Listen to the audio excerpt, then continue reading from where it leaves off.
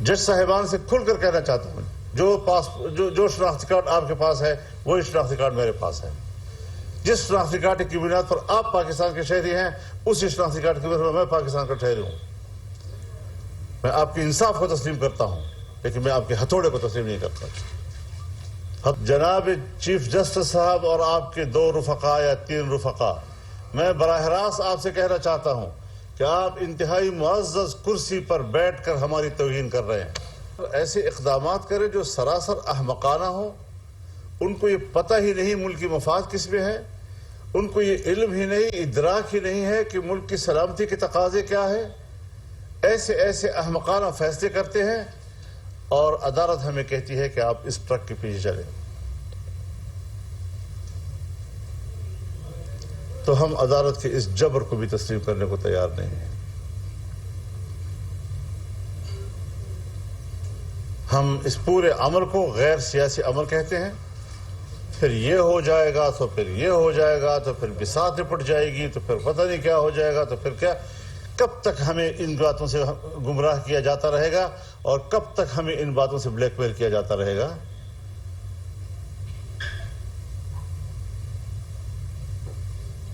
ایک زمانہ تھا جب بندوق کے سائے میں ہمیں کہا جاتا تھا بات چیت کرو. آج ہمیں ہتھوڑے کے سامنے کہا جا رہا ہے کہ آپ مذاکرات کریں اور بات چیت کریں. پھر کس شخص سے ہم بات کریں؟ وہ شخص جو کہتا ہے کہ میں الیکشن کے نتائج آنے کے بعد فیصلہ کروں گا کہ مجھے نتائج تسلیم ہے یا نہیں. یعنی ہم مذاکرات اس بات پر کریں کہ اس کو یقین دلائیں کہ آپ کی اکثریت آئے گی.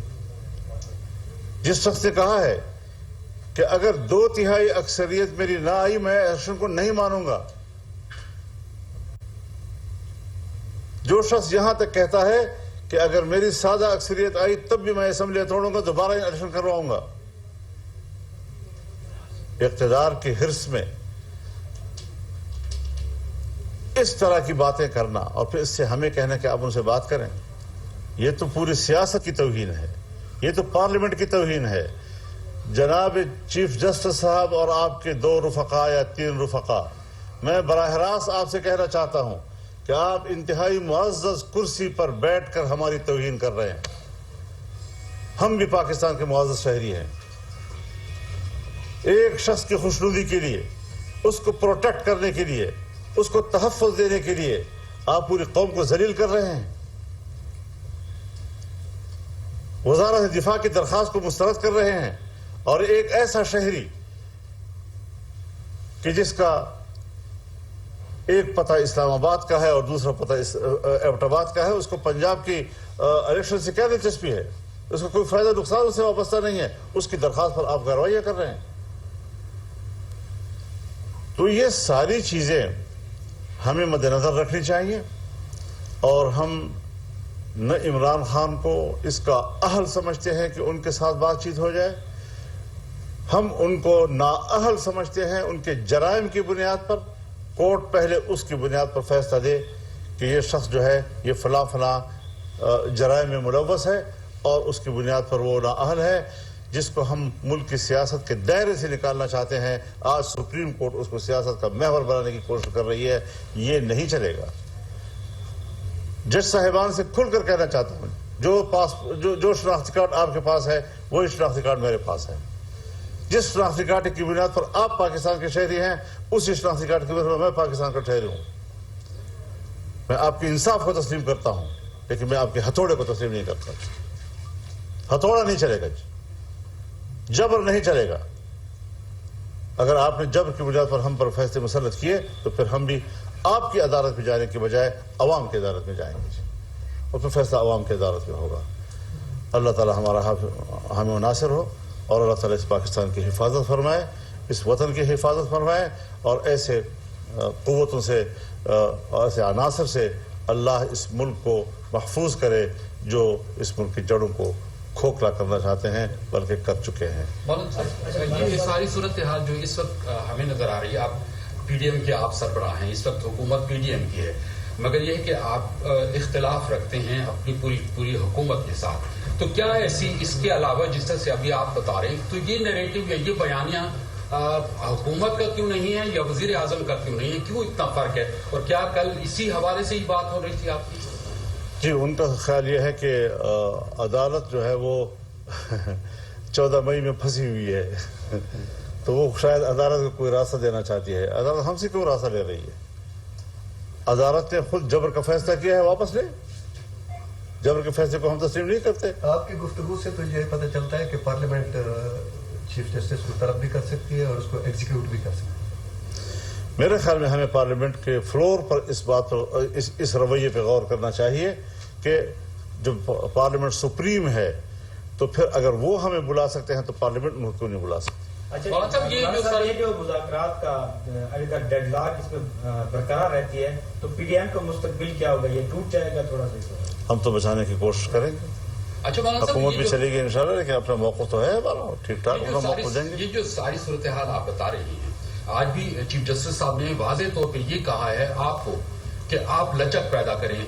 इमरान खान साहब को ये नहीं कहा कि लचक पैदा करें, और साथ में ये भी है कि वो जो 14 मई का जो फैसला, जो डेट है, वो भी वही बरकरार रहे। मैं कहता हूँ जी, सुप्रीम कोर्ट अपने रवैये में लचक पैदा करे।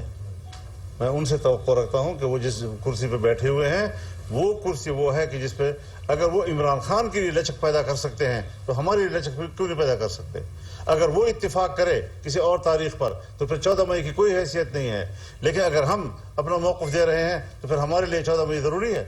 ये जो एक फरीक का किरदार अदा कर रहे हैं, वाज़ेह फरीक बनकर, तो फिर इस्तीफ़े लेकर सियासत में आ जाए, फिर पता चल जाएगा कि आप कितने पानी में हैं।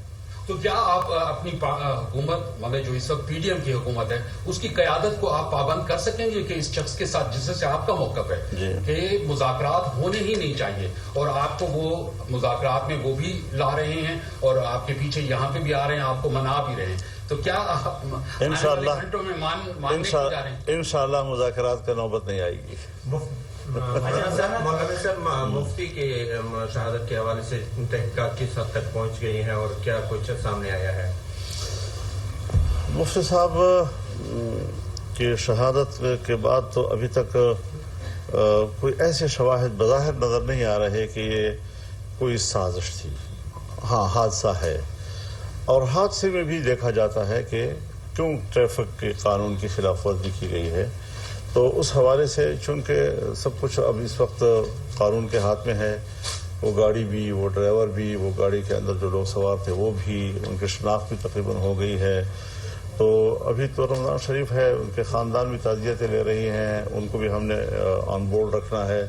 तो शायद इस सवाल का जवाब जो है वो अभी फौरी तौर पर मैं आपको न दे सकूं, उसके कुछ वक्त चाहिए। मतलब क़यादत को, मतलब जिस तरह से जब इमरान खान साहब की हुकूमत थी तो क़यादत पकड़ी जाती थी, अब जो है कारकुन पकड़े जाते हैं और उनके रफ़क़ा पकड़े जाते हैं, उनके बाल कटा लिए जाते हैं, उनके साथ बाकी चीजें की जाती हैं। तो ये आप इस हवाले से नहीं समझते कि जो नैरेटिव है वो इमरान खान को बना के दिया जा रहा है, उनको एक कि जी वो अपनी ईद भी घर को इंश्योर कर चुके हैं कि उनकी ईद भी इंश्योर है कि वो घर पे ही ईद गुजारेंगे और पुलिस उस दौरान कुछ नहीं करेगी, अदालत उनको तहफ़्फ़ुज़ दे रही है, जबकि बाकी लोगों को पकड़ा जा रहा है।